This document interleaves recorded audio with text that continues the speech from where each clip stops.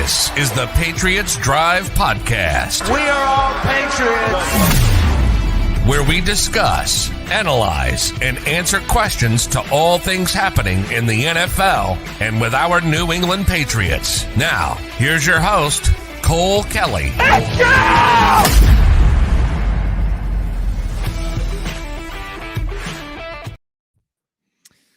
Welcome into another edition of the Patriots Drive Podcast. That was a tough one this weekend. Pats Cowboys. Pats lose 38-3, the biggest loss of Bill Belichick's entire career. Patriots forever.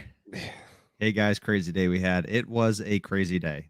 We got a ton of different news, all in about 10 to 15 different minutes total.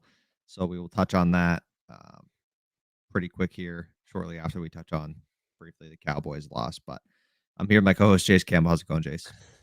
Yeah, I don't know how to feel. There's like good news and bad news from today. And then there's obviously stuff we're still hanging on to from Sunday. And then we got a game on this Sunday. And I don't even know if I want to watch it. Like, I do want to watch this team, but do I want to watch this team because what they've put me through? But no, I mean, it's good. I think that it's some exciting news today, and we'll obviously get into that and stuff. But there's a lot this team needs to fix, or else I'm going to want to get into some draft talk a lot earlier than I think I should be getting into draft talk. So it is, it's pretty scary how fast. Like, if you would have told me a month ago that 4 weeks into the season, we were going to be talking about what quarterback the Patriots are going to draft with their top 5 to 10 pick, I would have been shocked. But that's kind of where a lot of people are at right now. So we'll dive into it. We'll start off with the Cowboys game, just kind of your general thoughts. Obviously, it's kind of a game you just got to scrap because it was just so brutal. But what were your kind of overall takeaways from the game in general, and just where your thoughts on where this team's at right now? I don't even know my overall thoughts because it got to the point where I'm like, you said it perfectly before we came live. You were kind of just numb to it. You're like, what's going on with this? I mean, it was just an absolute crapshoot, really, from the first drive. And I feel like the first drive we had momentum, right? You're sitting there, you're like, holy crap, we could take a 7-3 lead right here. We marched down the field. You know, could have been a better ball by Mac Jones. Could have been caught by Mike Gesicki, honestly, too. Like, it wasn't a horrible throw. But just throughout the game, you're like, holy crap. And then add an insult, literally to injury, you lose your 2 best defensive players and maybe your 2 best players in general to season-ending injuries. And Judon's hoping to be back, but you lose Gonzalez, and, you know, we'll get into that a little bit more. And then you lose Judon. And you say to your, like, holy crap, we're down 35 points and we're freaking losing our best players and we're not even winning. Like, so it was a rough game. And, you know, I don't even know where to go because there's a lot that went wrong with this team. You know, without Jonathan Jones, Marcus Jones, and Jack Jones, when Gonzalez went down, you're very thin. Miles Bryant, like, first play, I think Gonzalez went down. Didn't they throw a touchdown to Miles Bryant on CeeDee Lamb? First touchdown that they gave up, you know, Gonzo goes out, boom, right on Miles Bryant, touchdown. And then, you know, obviously there was separation issues, quarterback issues, running game issues, the whole 9 yards. Everything had an issue, in my opinion. Yeah, it was bad. I mean, the offensive line is still allowing a tremendous amount of pressure to Mac Jones, which is why it's not fully all his fault, but he played the worst game I've seen him play in his pro career so far. I mean, he was brutal. It looked nothing like Mac Jones.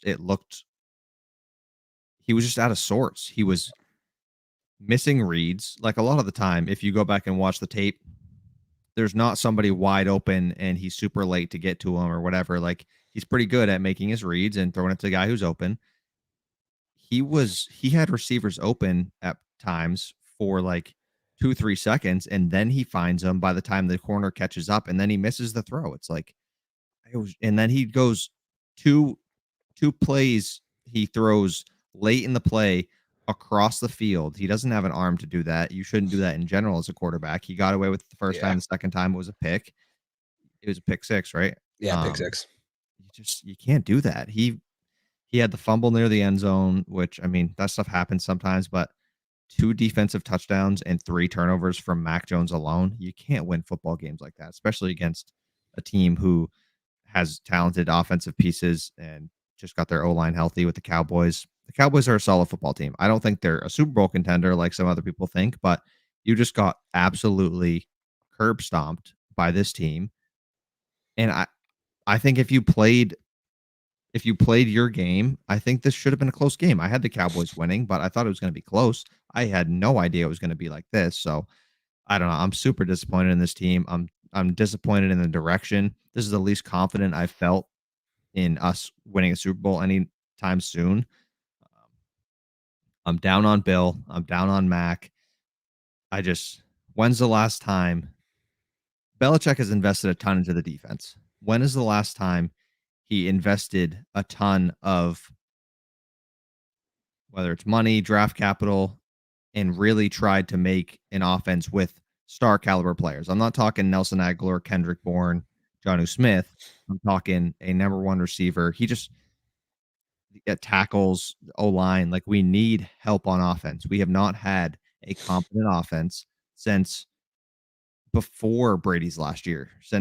Even 2018 wasn't that great. So what, 2017 maybe? Yeah, probably. 2016. It was just, we haven't had a good offense in forever. And I don't believe in Belichick to build that offense for us. I just don't anymore. He hasn't shown that he has any care in the world to do that. He thinks he can throw some band-aids on it and make it work. And to be honest with you, if we do have a top 5 to 10 pick and we're going to take a quarterback, I don't want him being the one to pick him, because we saw what he did with this rookie QB. He surrounded him with horrible talent, lack of protection. He's had 3 different offensive coordinators in 3 years.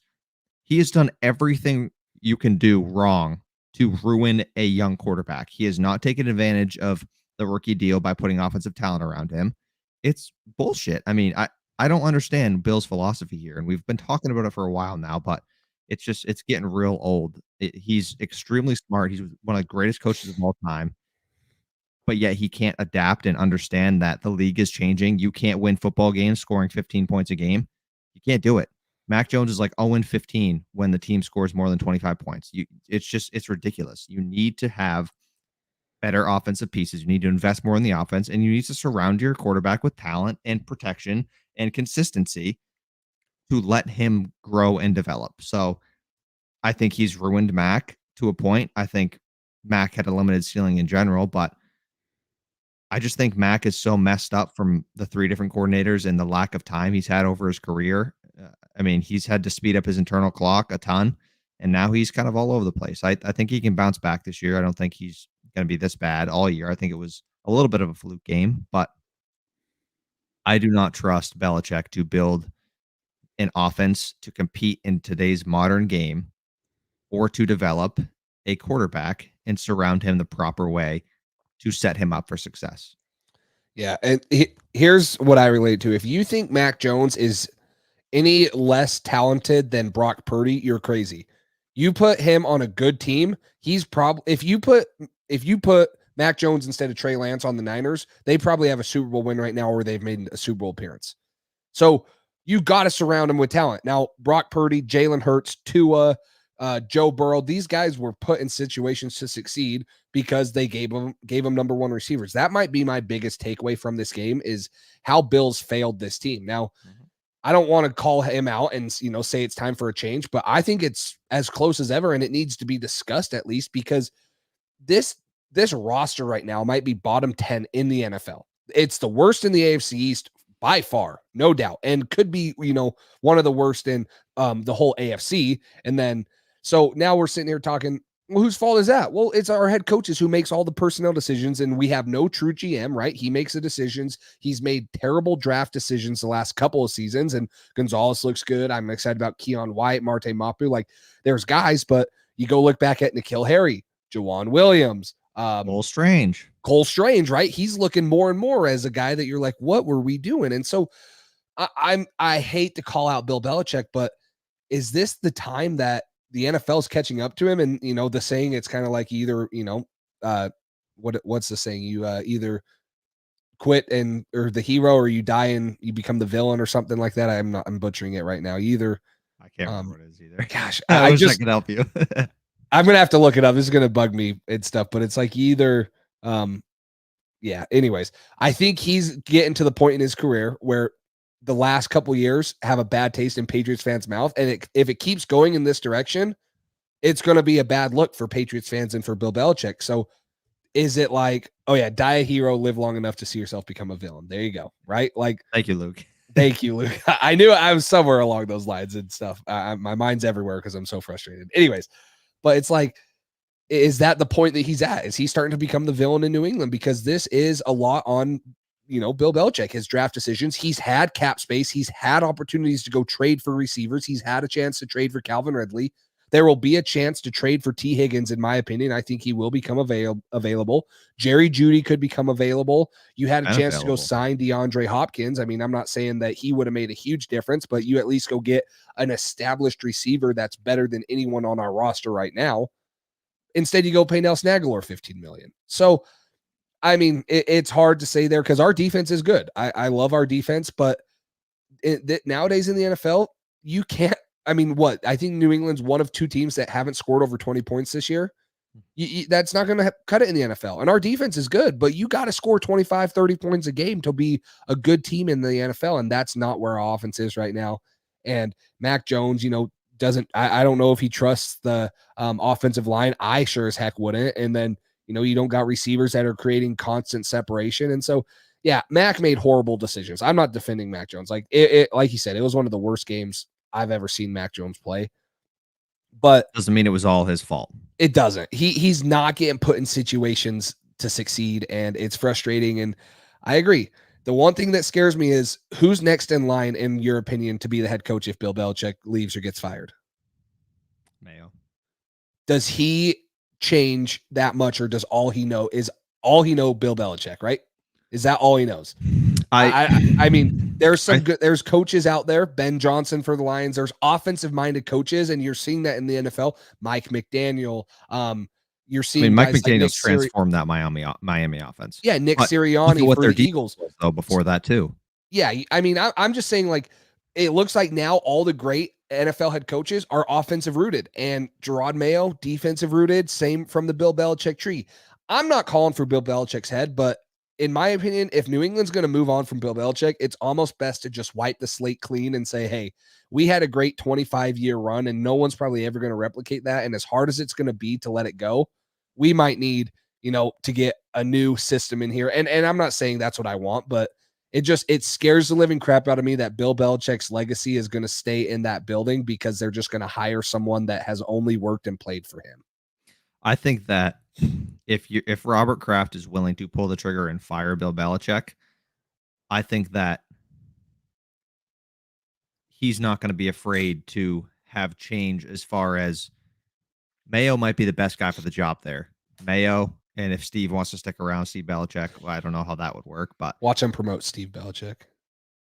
Keeping that defense, keeping that system in check where we have a great defense. Like, we have a great defensive system. It's been very successful. Guys succeed in it and then suck outside of it. J.C. Jackson, Jamie Collins, Kyle Van Noy, etc. So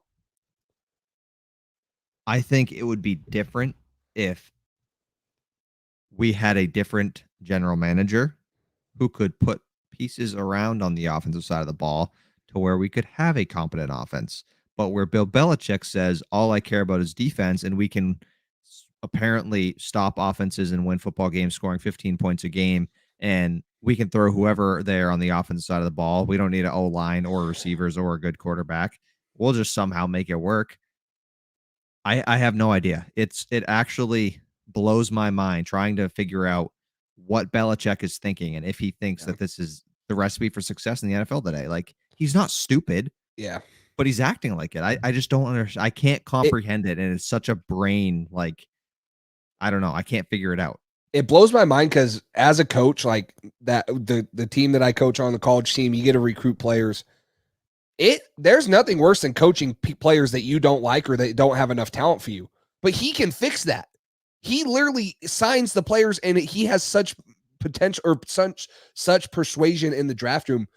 He's like sitting here and he's like, oh, I don't have the talent, or, he's blaming the offense. I'm not saying he is, but why does he think it's fun to have a bunch of wide receiver threes on and have your guys coach them? That is not a recipe for success. So it kind of blows my mind how he is literally the one in charge to build this team and coach it, yet he doesn't put roster around him to help him succeed. He relies, I don't know, does he just rely on himself and his scheme so much? It's like, that's kind of crazy. That's not going to happen anymore.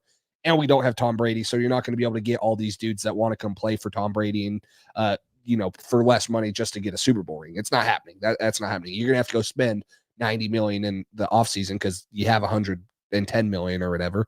You have to go spend that money to get some talent on this roster. So, I mean, I guess that's the one thing about Do you me trust that him to spend that money though? no, I don't. And that's what I was going to say. That's the one thing about me that doesn't want to see Bill go. I want to see him. I want to see Robert Kraft say, listen, you're going to just coach, like coach. And I'm going to hire someone as the GM. I don't care who it is. And he's going to build this team and you're going to coach the team. Because that's what Bill Belichick is. Bill Belichick is the greatest coach of all time. He's not the greatest general manager of all time because he got all these dudes for Brady on discounts, but that was because of Brady. That's not happening anymore. Guys aren't coming here for less money because of Bill Belichick.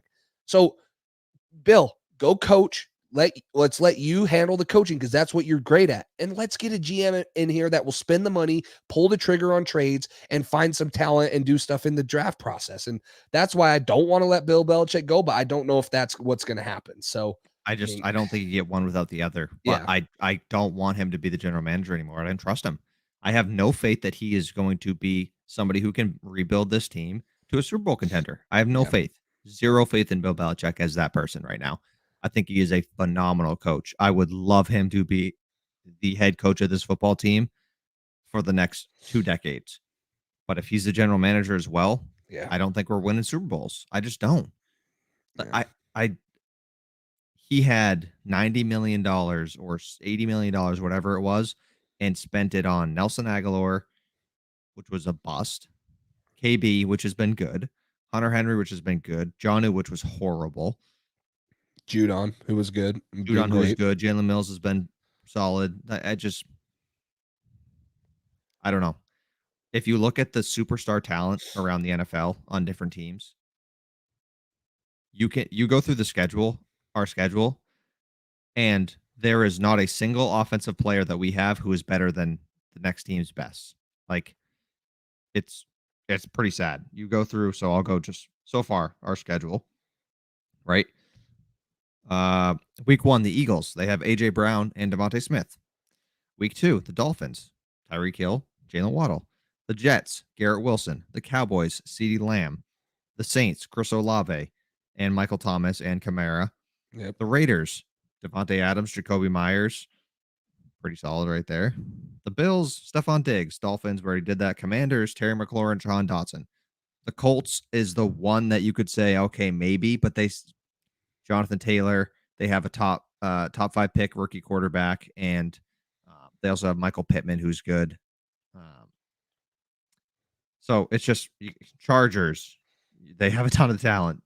Chiefs have Travis Kelce. It's just we have such a lack of superstar talent on the offense. We have 0 superstar players on offense, and we had 1 to 2 on defense, maybe depending. I don't think Gonzalez was there quite yet, but he was on a trajectory to be that type of player. But I don't know. It's just I got no faith in the direction of this team right now. It's tough.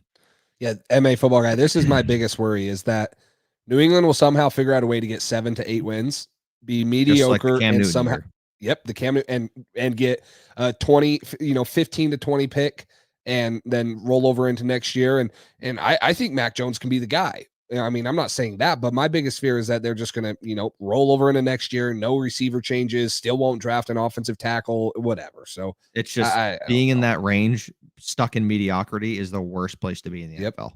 You're either good and competing for the playoffs and Super Bowls, or you're awful and you're rebuilding. But being in the middle where you're never good enough to be in the playoffs, but never bad enough to get a top pick to really improve. That's the good and the bad about Belichick. He'll never tank, and he is such a good head coach that he can pull a shit roster that he puts together to 7-8 wins.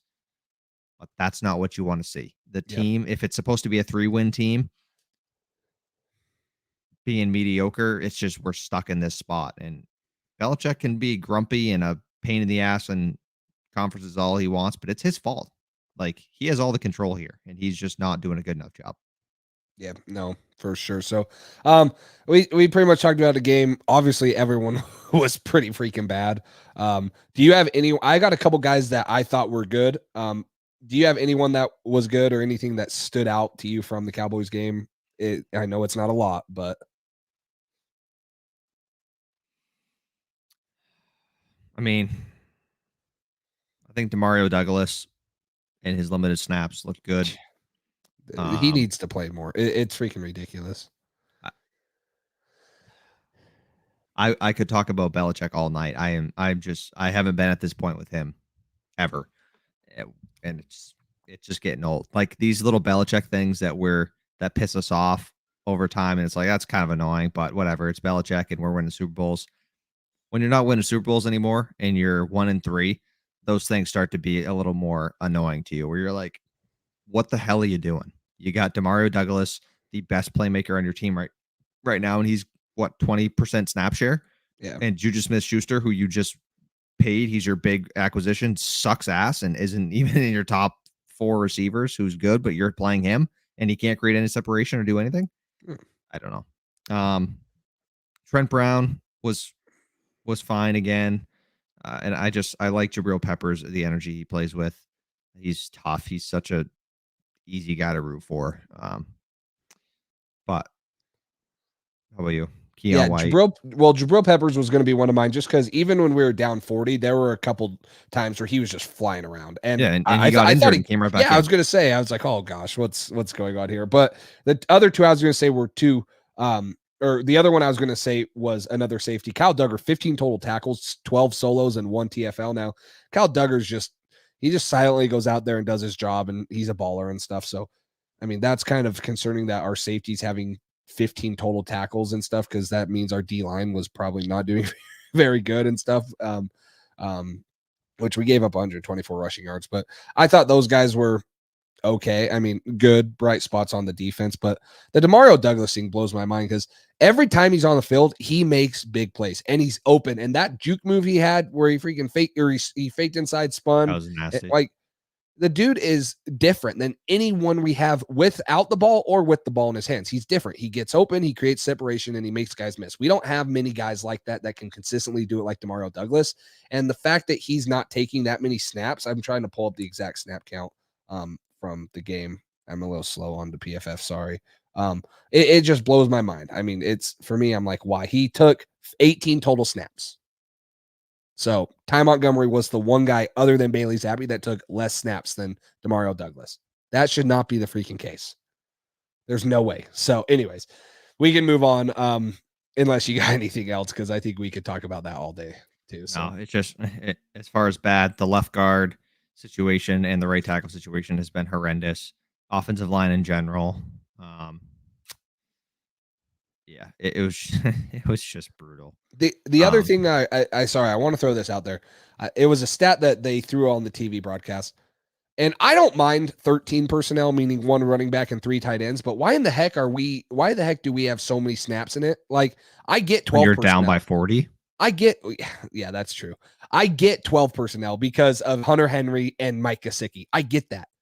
But why the heck are we still staying in 13 personnel so much? Like, that's the other thing. And I don't know if that's Bill, or I don't know if that's Bill O'Brien. I don't know if it's Bill Belichick or Bill O'Brien.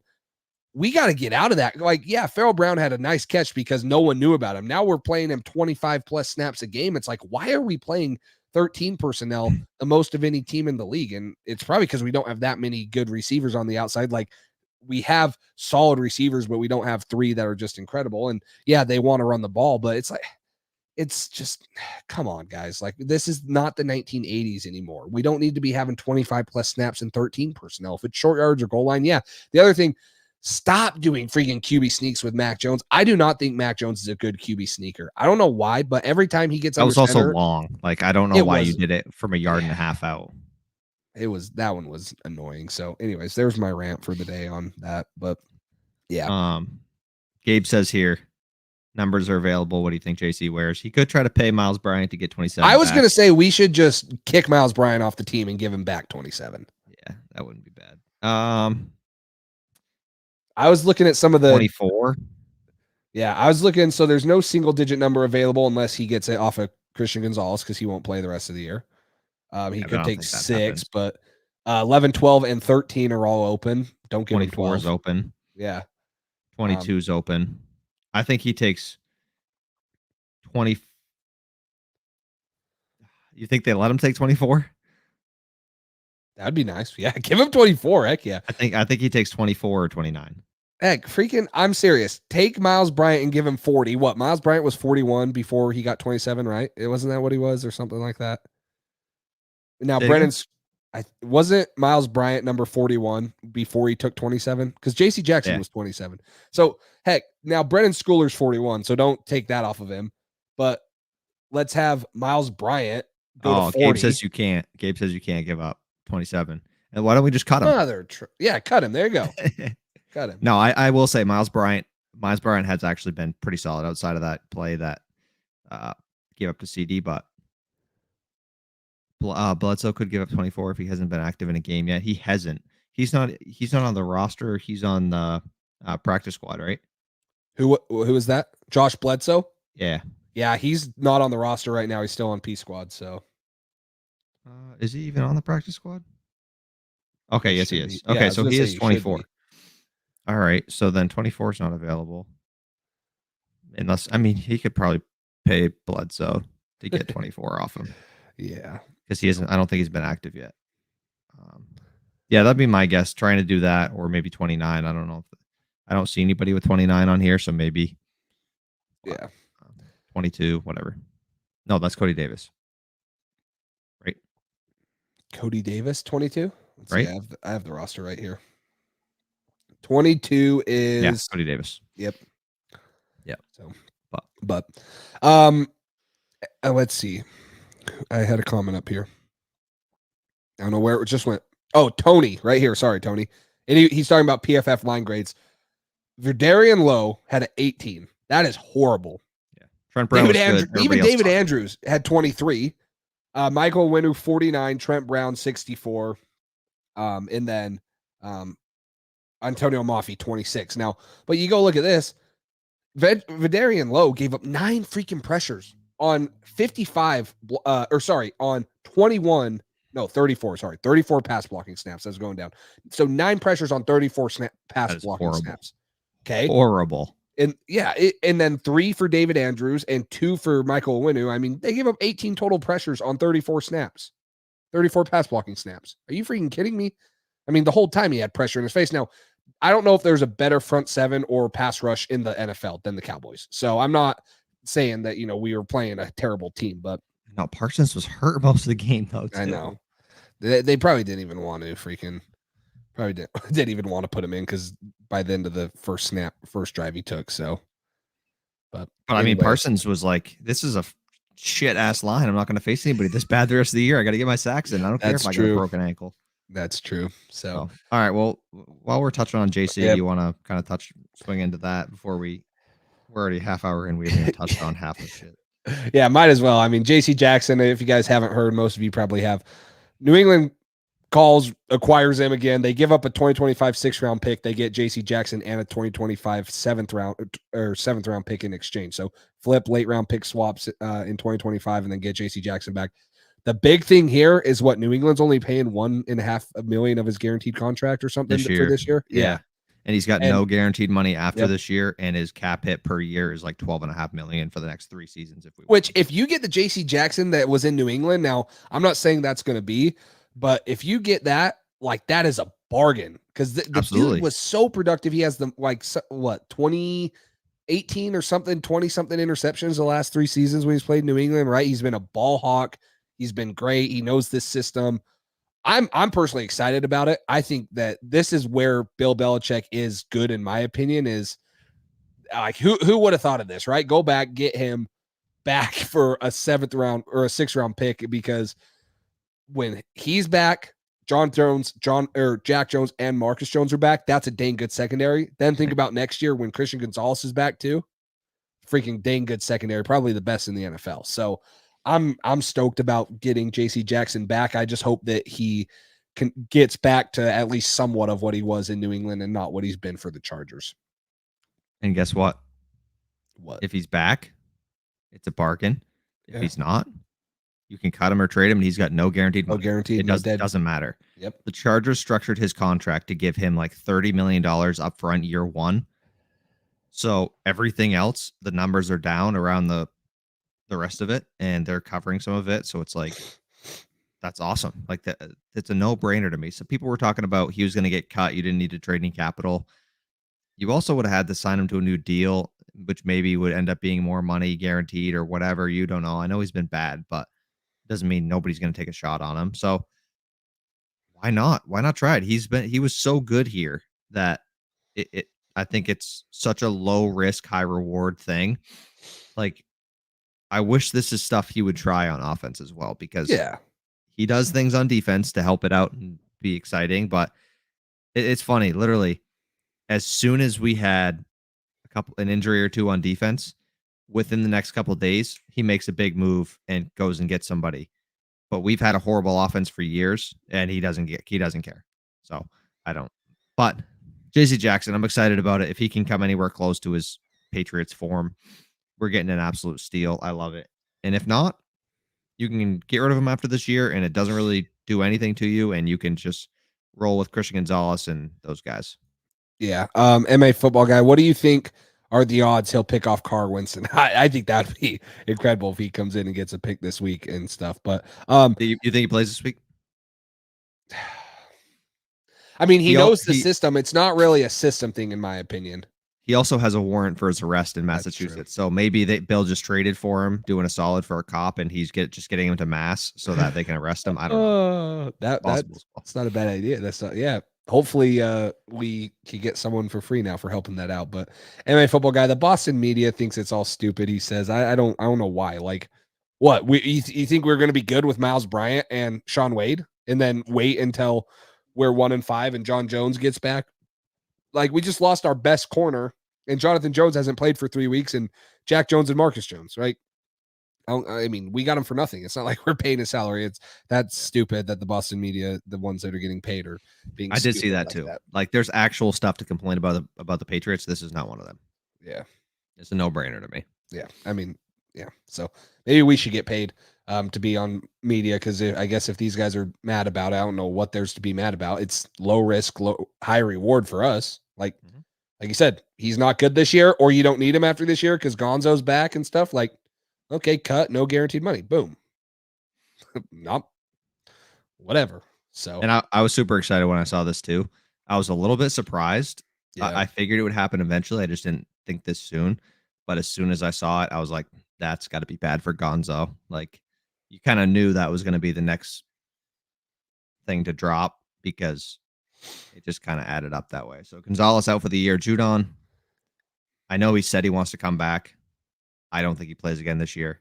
Yeah. I think most people have reported that he's probably not going to play this year. He's going to try, but what's the point if we're out of the playoffs? If we're out of playoff contention and there's 2 weeks left, like, just get healthy. Yeah. We need you next year. Yeah. So, speaking of kind of injuries and injury report, let's talk about it, because there's 3 dudes that had limited practices today that are pretty big, in my opinion. Trey Flowers, John Jones, Riley Reef got in limited practices today. So if you can get John Jones back and JC Jackson, those are 2 freaking really good corners to have. And then, you'll have to live with Miles Bryant and them until Jack Jones gets back. But, John Jones having some limited practice, and hopefully he's coming back sooner rather than later.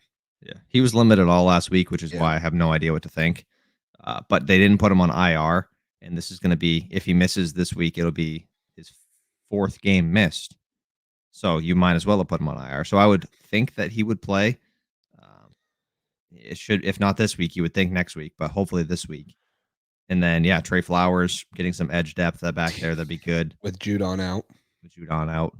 Keon White, I saw some stuff today, people talking about he needs to take every snap in place of Judon. Yeah. That dude's been eating when he's on the field, so why not?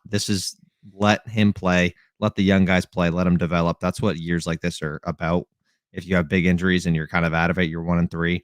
I'm not saying give up on the season, but if you lose this week, you're 1-4, your playoff odds drop very fast, and you might as well play the young guys, get them some experience. See what you got. Yeah, I mean, get Keon White out there. He's a menace. And Josh Uche's been good too.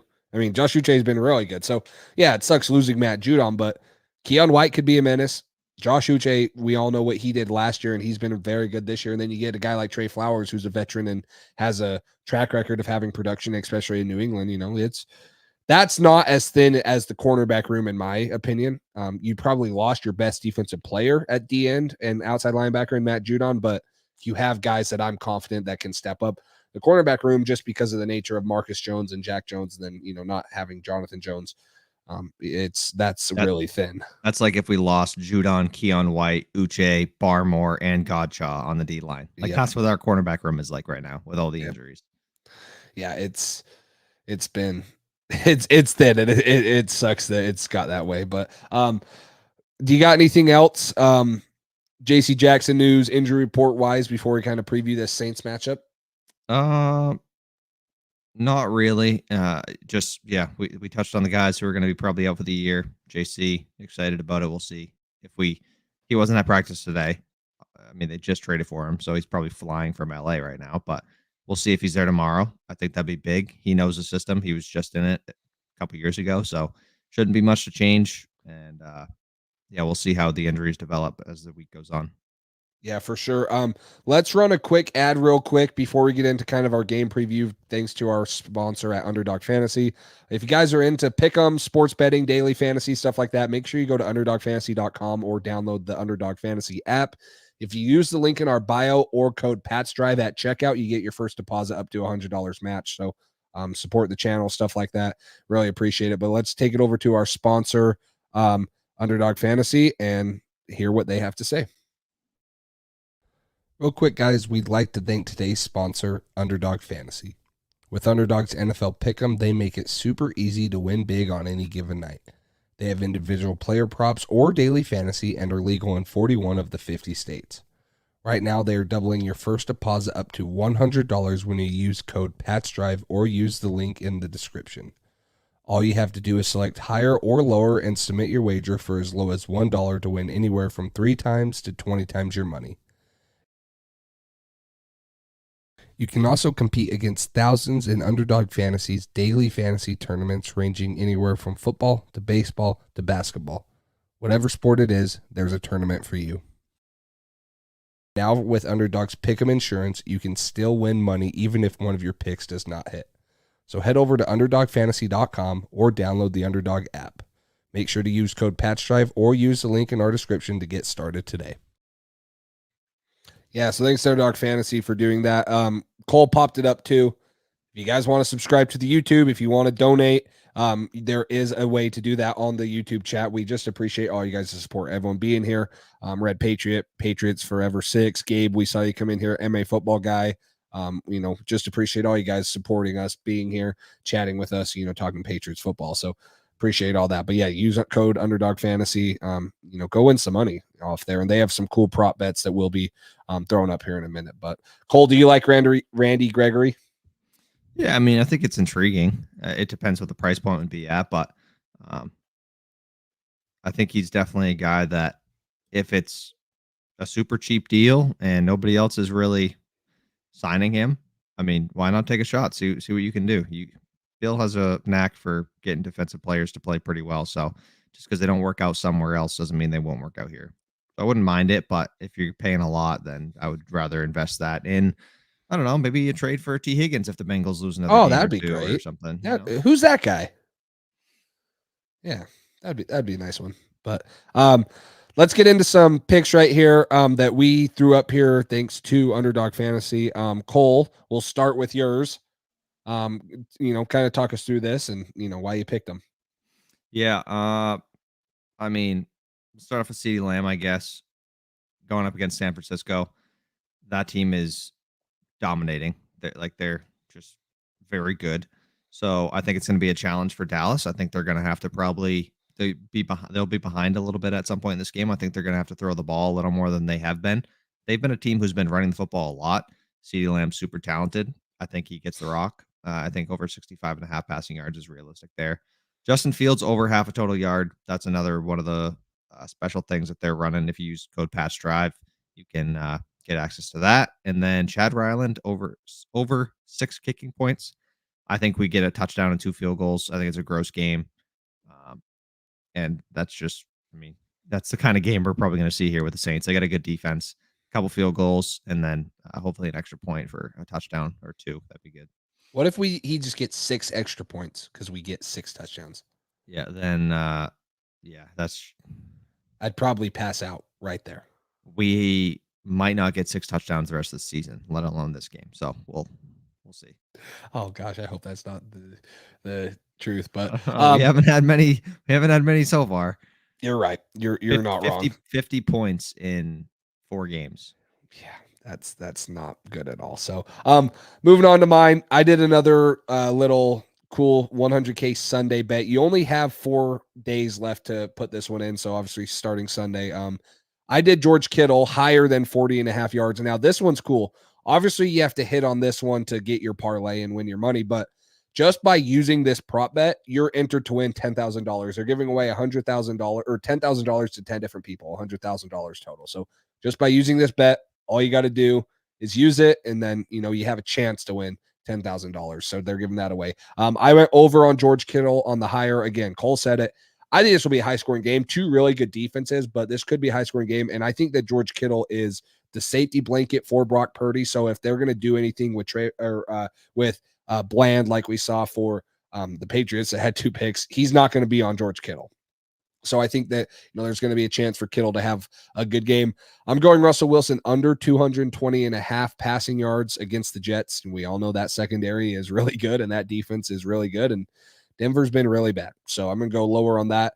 I also have Tony Pollard going lower on the rushing game. This is a great San Francisco defense. Nick Bosa, Fred Warner. You got dudes flying around stopping the run. And Tony Pollard only had 47 yards against us, I believe. I don't think he had that many, 45 or something around that area. And then my Patriots prop of the week, New England. I've been saying this, but I feel like Mike Gesicki has 1 catch a week that's really good, and then they never go back to him. But I think he gets over 18.5 yards if he at least gets that 1 catch. He's always open in the middle of the field.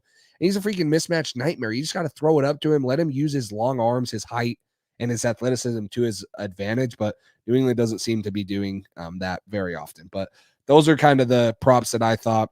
And so make sure you go over to Underdog Fantasy, submit one of these, send them to us. We can talk about them or, let you know what we think about them. But thanks to Underdog Fantasy for all they do and sponsoring this show. So, but let's get into kind of our game preview for the Saints. I mean, Cole, go ahead, start us off. Patriots 1-3 taking on the Saints 2-2 at home. Haven't won a home game, haven't won many games, only won 1. But is this our first home win?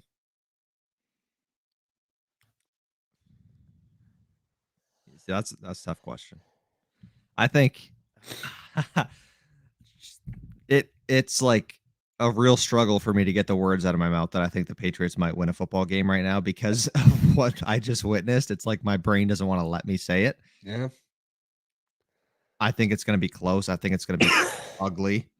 But I think Derek Carr being limited with his shoulder, I mean, it was clear he couldn't get the ball downfield last game. Alvin Kamara had 13 receptions his first game back. That is absurd. 13 receptions for like 37 yards. That's ridiculous. He set the record for least amount of yards with over 11 catches or whatever. It was ridiculous. So I think it's going to be low scoring. I think it's going to be ugly. I see the Patriots winning by 1-3. I don't think it's a blowout either way. I think it's going to be a close game. So that's kind of my initial thoughts. I think if Derek Carr ends up being healthier, maybe it's a coin flip, but I just don't think he's healthy yet. He wasn't last week. He's got the AC joint sprain in his shoulder. So we'll see what ends up happening with that. But Chris Olave, super talented. Michael Thomas, super talented. Alvin Kamara, they got a great defense. They always do. So it should be a tough matchup. Yeah. I think this is a very winnable game. And New England, if you don't want to say you started out 1-4 and 3 of those losses on the road or at home, sorry. Like we can't drop another home game like this. Like the fans are going to be anxious as heck as they're already going to be in Foxborough because they lost the first 2 games. You have a beatable opponent coming in here that has the, you should beat them. Like this, in my opinion, yeah, it's going to be a close game, and I don't think that New England's huge favorites, but this should be a win. So I think the key right here, New Orleans is getting, or Derek Carr or Jameis Winston, or is it even Winston anymore? It's not Winston, is it? Derek Carr and Jameis Winston. Oh, it is still Winston. Yeah, you're right. Yeah. Gosh. Did you see his first play? He went in, he just heaved one up there for a pick. Please just do that for us, please. Right. But they're getting sacked the 8th most in the NFL, almost 4 times a game, 3.8 times per game. The Saints are giving it up. So I think that New England, obviously without Matt Judon, that's a huge loss, but you're going to have to get Josh Uche. You're going to have to get Keon White. If Trey Flowers is active, get him going. Barmore can have some interior pressure. You got to get pressure, especially if Derek Carr is injured. Like, you got to start getting some hits on him. I don't want to say hurt that shoulder, but get it aggravated because, if you watch that quarterback documentary, all it takes is one hit on like a guy like Kirk Cousins who has that rib injury that's just lingering, and it affects them all game, right? You're feeling it. You can't throw the ball.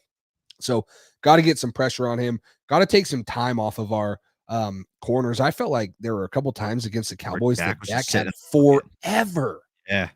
Holy crap. Way forever. too much time.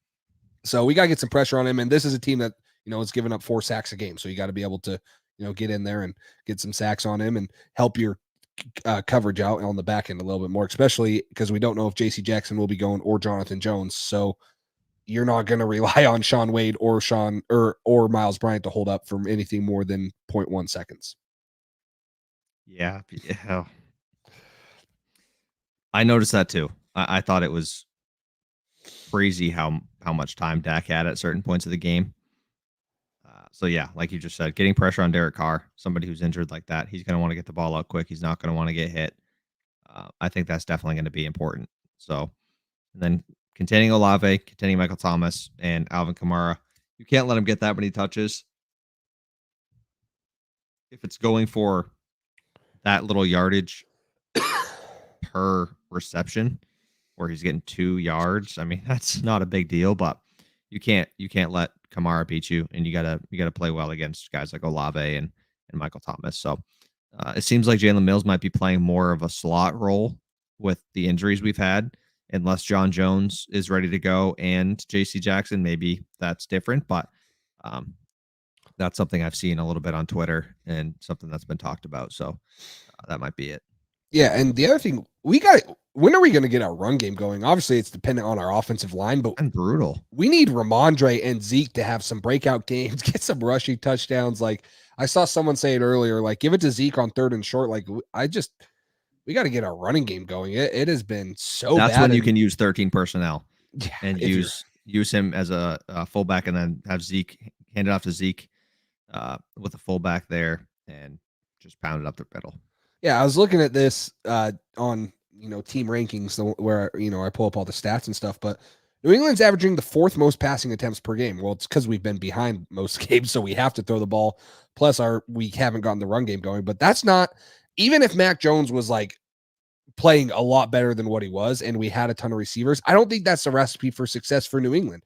You go look at teams like Miami. They're throwing it 6 times less than us. They're just very effective with their passes. Now they have a good run game. You're looking at teams like Philadelphia. They're throwing it 8 less times than we are. So yeah. So, we got to be able to find a way to have that balance. I don't think we've had that yet. And then I think that sets up Mike Gesicki. That sets up Demario Douglas for these routes over the middle that Mac Jones can find easily. But we got to get the run game going. I've been so disappointed because I was looking forward to watching Ramondre ball out. First year as kind of the true number 1 guy. Damian Harris was behind him last year, but, I feel like they kind of had an even split. But this was his year, and it has not been at what everyone thought it would be. So we got to get the run game going. I want to see Ramondre have that breakout game that we're waiting for him to have. Yeah, it all complements each other. You get the run game going, the play action game is going to be better. It just opens things up. So yeah, the O-line has just been so horrendous that nothing has worked passing or running the football. So it's certainly been a tough year offensively so far. So I don't know. Hopefully Cole Strange gets better health-wise and skill-wise, and can go back in there at left guard, and we'll see what he can bring. And then right tackle, I don't know. We'll see how the situation works out, but it has not been pretty so far. Yep. So let's get into some score predictions, then we'll kind of wrap this up. Right now, I'm seeing the Patriots are 1-point favorites. Is that what you're seeing as a spread? I don't know. That sounds right to me. So I'm seeing them as 1-point favorites against the Saints. The total over under is 40. But what are your thoughts? This side, this is Fox Sports, has New England winning 21-15. But what are your thoughts on the game? Underdog spread odds -1. Okay. -110 for the spread odds. There you go. Yeah, I don't know. I think it's going to be ugly. I think it's going to be like 16-14, or I think it's going to be weird. I'll go 20 to I'll go 20-17. New England? Yeah. All right. 2017 New England. So, not hitting the over. I'm going to say New England 24-20. 24-20 New England. Maybe a defensive touchdown would be nice. We haven't had a defensive touchdown yet this year, have we? No, not yet. Yeah, we need a defensive touchdown. That's why we haven't won any football games. That's awesome. We won one. That's very true.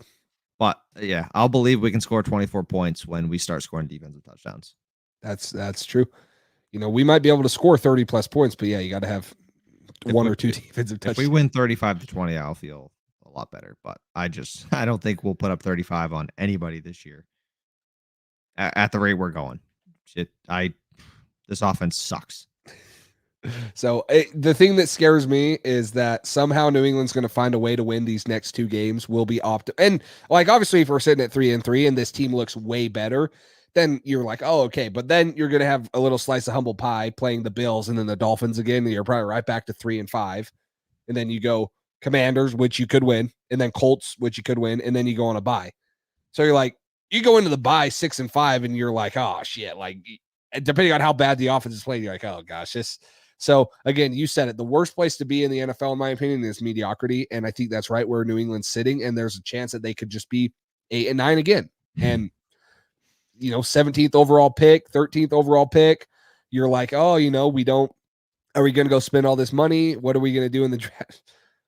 Please, like, it's hard. So yeah, I want to see them win, but I'm scared as heck to be mediocre in the NFL because we've been mediocre the last 3, maybe 4 years.